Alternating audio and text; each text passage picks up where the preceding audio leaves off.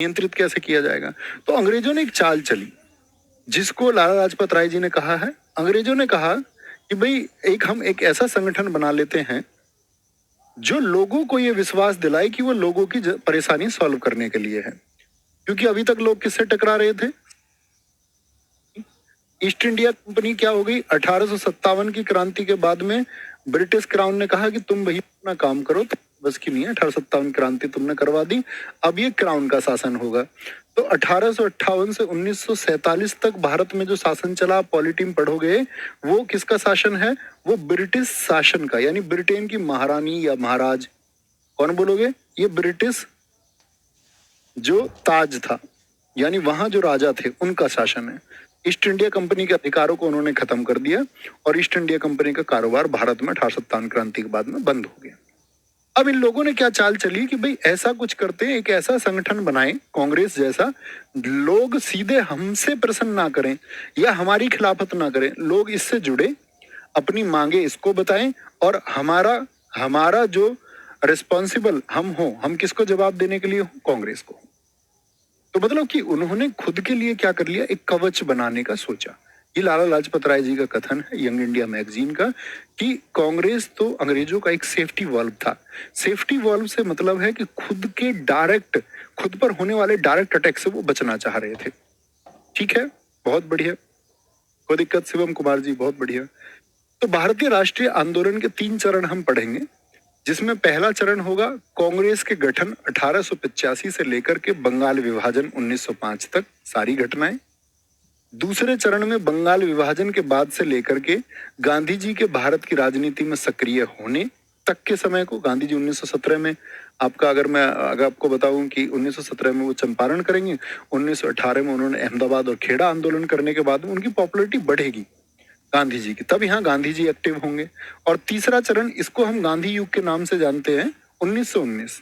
अब आप कहेंगे जी गांधी जी आए तो 1915 में, 1915 में आते ही गांधी जी का प्रभाव देश की राजनीति में नहीं बढ़ गया, वो बढ़ा 1917 और 1918 के 2 आंदोलनों के बाद में। तो पूर्णतः गांधी जी जो सक्रिय हुए,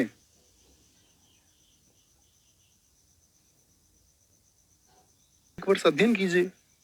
1917 में फिर चंपारण गए, 1918 आपका अहमदाबाद और खेड़ा में आंदोलन किया, तब उनकी पॉपुलैरिटी बढ़ी देश में जगह जगह से कि ब्रिटिश सरकार को ये अपने अनशन और अपने सत्याग्रह से झुका सकते हैं। तो गांधी युग हम कहते हैं 1919 से शुरू हुआ है। ठीक है, 1919 से। ये 3 चीजें हैं हमको जो आगे पढ़नी है। ठीक है, अब आते कांग्रेस का गठन। भारतीय राष्ट्रीय कांग्रेस, जिसको हम आईएनसी बोलते हैं, इंडियन नेशनल कांग्रेस जिसको हम कहते हैं, इंडियन नेशनल कांग्रेस जिसको हम कहते हैं, इंडियन नेशनल कांग्रेस, क्या बोलेंगे? आईएनसी, आईएनसी ही बोलेंगे हम इसको, आईएनसी। कैसे बनी, इसकी पृष्ठभूमि जानिए। दरअसल में इसकी स्थापना हुई 28 दिसंबर 1885 को, बहुत इंपॉर्टेंट डेट है। अब आप मुझे बताइए कि इस समय भारत का वायसराय कौन था? मैंने आपसे कहा था कि वायसराय बताइए, गुरु।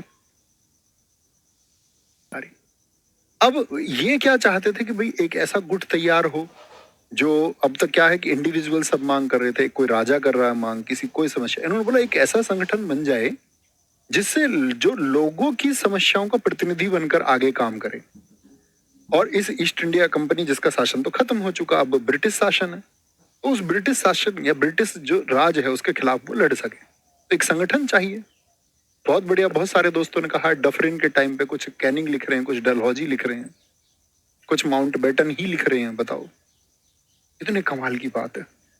बहुत शाबाश मेरे दोस्तों, जिन जिन का उत्तर डफरिन है, बहुत गजब। आपको आगामी सिलेक्शन की मैं बधाई देता हूं कि आप उसको सिलेक्शन में कन्वर्ट करें। जितनी मेहनत आप करते हैं सिलेक्शन आपका हो। तो इसके बारे में जानो। एलन ऑक्टिवियम ह्यूम 1857 में ये इटावा का कलेक्टर था। इटावा कलेक्टर था। अंजुम सही उत्तर दिया है बच्चे, वेरी गुड। इटावा कलेक्टर 1857 में विद्रोह में ये था। भीड़ ने इसको घेर लिया, बड़ा मजेदार किस्सा है। भीड़ ने इसको घेर लिया 1857 में, विद्रोह तो चल रहे थे। अब ये कलेक्टर गाड़ी गाड़ी से उन्होंने बोला कलेक्टर पकड़ लो। अब कलेक्टर घेरने में पहुंचा तो ये बेचारा वहां से भीड़ में साड़ी पहन के निकला, लाइक बाबा रामदेव। बाबा रामदेव नहीं गए थे जैसे, इसी को हम हर्मिट ऑफ शिमला बोलते, शिमला का साधु। आगे देखेंगे, वायसराय डफरिन के समय 1800, अरे तो लिखा हुआ था यार डफरिन, यहाँ बताओ, देख के भी नहीं बता सकते तुम। ठीक है, डफरिन के समय 1884 से 1888। 1884 में, अब समझो, कांग्रेस एकदम से नहीं बन गई। सबसे पहले बना Indian National Union, Allan Octavian Hume ने बनाया 1884 में, ये लिखा हुआ। अब कैसे लोग कैसे जुड़ गए होंगे, तो इसने लोगों को पत्र लिखे। उस समय पर जितने विश्वविद्यालय थे उनमें जो स्कॉलर थे, जो विद्वान थे, स्टूडेंट्स को इसने पत्र लिखे बहुत सारे। कलकत्ता विश्वविद्यालय, इसने पत्र लिखे सब लोगों को कि भाई हम ऐसा संगठन बनाने जा रहे हैं जिसकी लड़ाई होगी, इस ब्रिटिश राज के खिलाफ होगी, हमारी अपनी मांगे हैं उनको हम मनवाएंगे। तो देश के विभिन्न कोने में इसने पत्र लिखे सब लोगों को और आमंत्रित किया कि आके इस संगठन से जुड़िए। लेकिन एक नई चीज में कोई रुचि थोड़ी लेता है, कोई रुचि नहीं लेता। ठीक है, तो 1884 में इंडियन नेशनल यूनियन की स्थापना एओ ह्यूम ने की, एलन ऑक्टिवियम ह्यूम ने की। लाला लाजपत राय ने अपने पत्र यंग इंडिया में सेफ्टी वॉल्व सिद्धांत प्रस्तुत किया। सेफ्टी वॉल्व समझ गए? तो उन्होंने कहा कि ये जो अंग्रेज है ना, इन्होंने तो अपने बचाव के लिए इस कांग्रेस का उदय किया और कांग्रेस को इन्होंने खुद खड़ा किया है। ठीक है, सेफ्टी वॉल्व सिद्धांत। एओ ह्यूम के बारे में जानकारी हमको मिलती है, विलियम बैडरबर्न एक कांग्रेस के अध्यक्ष रहे हैं, अंग्रेज हैं, उन्होंने लिखी है जीवनी। अब आते कांग्रेस के बारे में स्टेटमेंट क्या है लोगों के। क्रांतिकारी लोग थे, अब भारत के और राजनीतिक लोग क्या कहते थे। ठीक है, अरविंदो घोष का कहना था, क्लास गई फिर से, जो सामने बस ऐसे गिड़गिड़ाते कि भैया हमारी ये मांग मान लो, और वो मानते नहीं है। डफरिन ने कहा, जो अंग्रेज आपका उस समय पर वायसराय, उसने कहा कि ये सूक्ष्मदर्शी, यानी बहुत दूर का नहीं देखते हैं लोग, बहुत थोड़ा देख पाते हैं, अल्पसंख्यक, इतने से तो लोग हैं ही। शुरुआत में कांग्रेस में थे ही कितने लोग, कांग्रेस के पहले अधिवेशन में कुल 72 लोगों ने भाग लिया है, 72। तो आप कहेंगे डफरिन का कहना था कि ये सूक्ष्मदर्शी हैं और अल्पसंख्यक, यानी संख्या में बड़े कम हैं। बाल गंगाधर तिलक ने कहा था, वर्ष में एक बार मेंढक की तरह टर्राने से कुछ हासिल नहीं होगा, क्योंकि इनका अधिवेशन होता था कांग्रेस वालों का, एक साल में आके मिलते थे एक बार, और तब वहां पे कुछ योजनाएं बनती और फिर सब अलग हो जाते। तो बाल गंगाधर तिलक जी ने इसी बात पे कहा कि एक साल में मेंढक की तरह टर्राने से कुछ नहीं होगा। बंकिम चंद्र चटर्जी ने कहा, बंकिम चंद्र चटर्जी को आप एक शब्द लिख के बताइए, क्या जानते हैं, इनसे कौन से शब्द का ध्यान आता है आपको। इन्होंने कहा कांग्रेस के जो लोग हैं ये पदों के भूखे हैं, इनको सिर्फ ये आते हैं यहाँ पर अपना संगठन बनाते हैं और सबको पद चाहिए कांग्रेस में कि मेरा ये पोस्ट रहेगा, मैं सचिव रहूंगा, मैं अध्यक्ष रहूंगा, इस तरह से। उन्होंने कहा यहाँ पर कुछ नहीं होता, भारत के लिए कोई बात नहीं होती, अंग्रेजों के खिलाफ कोई बात नहीं होती, यहाँ सिर्फ बात होती है किसकी। स्टेटमेंट पूछा जाता, कांग्रेस के लोग पदों के भूखे हैं, किसने कहा? बंकिम चंद्र चटर्जी ने कहा। ठीक है, कांग्रेस का गठन एओ ह्यूम द्वारा 72 प्रतिनिधियों को मिलाकर के किया गया, और कांग्रेस में दो आप लोग आगे पढ़ेंगे, नरम दल और गरम दल। नरम दल में कौन कौन है? दादा भाई नौरोजी, अब 1885 की बात कर रहे हैं। ठीक है, दादा भाई नौरोजी। देखो गांधी जी देश में कब आए?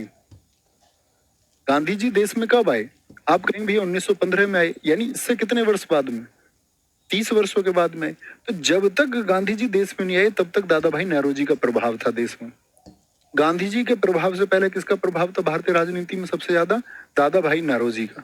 बहुत बढ़िया, दोस्तों ने लिखा वंदे मातरम के लिए हम थे। रास बिहारी घोष थे, गोपाल कृष्ण गोखले थे, बदरुद्दीन तैयब जी थे, ये सब नेता लोग किसमें थे? नरम दल के। गरम दल वाले कौन थे? लाल, बाल और पाल, बाल गंगाधर तिलक, लाला लाजपत राय और विपिन चंद्र पाल। तो ये लोग क्या करते थे नरम दल वाले? ये कांग्रेस के वो पक्ष था जो ब्रिटिश शासन से मांग बड़े नरम तरीके से करता था, यानी वो पूरी करें तो ठीक, ना पूरी करें तो ठीक। अगर ये उनके पास पत्र भेजते, उनका जो आश्वासन आ जाता उसी को वो मान लेते, मतलब तीव्र प्रक्रिया नहीं थी। ये तीव्र प्रक्रिया वाले लोग थे, ये इस बात में विश्वास रखते थे कि भाई इस ब्रिटिश सरकार को झुका के अपनी शर्तें मनानी होंगी और इस ब्रिटिश सरकार के ऊपर दबाव हमको बनाना होगा। जैसे जितने भी हत्याकांड हुए आप लोग जानते हैं, उन सबका समर्थन किया, तिलक जी ने समर्थन किया है। जितने अंग्रेज अधिकारियों को मारा गया उनका समर्थन किया है तिलक जी ने। ठीक है, और आपको आगे इस बात के बारे में जानते ही रहेंगे। लाला लाजपत राय आपने देखा होगा कि कैसे उन्होंने नारेबाजी करके जब साइमन कमीशन आया तो विरोध किया है। विपिन चंद्र पाल ये दल बदलू थे लगभग। इनको ये पहले दरअसल में नरम दल में थे, फिर इनको पता चला यार देश में पॉपुलैरिटी तो गरम दल वालों की बढ़ रही है, पूरे देश की भावनाएं तो गरम दल के पास साथ में, तो ये गरम दल में आ गए। गरम दल में जैसे ही आए तो ब्रिटिश सरकार ने जैसे ही इनको 2 लाठी लगाई तो ये वापस अगर भैया मैं गरम दल में नहीं, फिर नरम दल में। ये बार बार नरम दल और गरम दल में आते जाते रहे थे। 2 प्रमुख व्यक्ति ये हैं जो बड़े लीडर बने गरम दल के। ठीक है, क्या बोलेंगे? कोई दिक्कत? Very good very good. बहुत सारे बच्चे कह रहे हैं सर भारत का गरम दल अच्छा था। सबके अपने अपने काम हैं। बहुत thank you Vipin Tripathi ji, too much thank you, बहुत सारा प्यार। अब आएंगे कांग्रेस। मैंने कहा 1 साल में एक बार मीटिंग करते थे, तो उसको बोलते कांग्रेस के अधिवेशन। तो कांग्रेस के अधिवेशन से हम शुरू करेंगे। एक ही क्लास में हम सारे अधिवेशन पढ़ेंगे कांग्रेस के, क्या क्या प्रश्न बनते हैं यहाँ से। जैसे मैं यहाँ से बता दूं, पहली बार कांग्रेस का गठन 1885 में हुआ। गोकुल दास तेजपाल संस्कृत महाविद्यालय मुंबई में मीटिंग हुई थी। दरअसल में होनी तो थी पुणे में, लेकिन वहां पर प्लेग बीमारी फैल गई, तो प्लेग बीमारी फैलने की वजह से इसको गोकुल दास तेजपाल मुंबई में किया गया। अध्यक्ष इसके बनाए गए एलन ऑक्टिवियम ह्यूम, तो इसके फाउंडर हैं।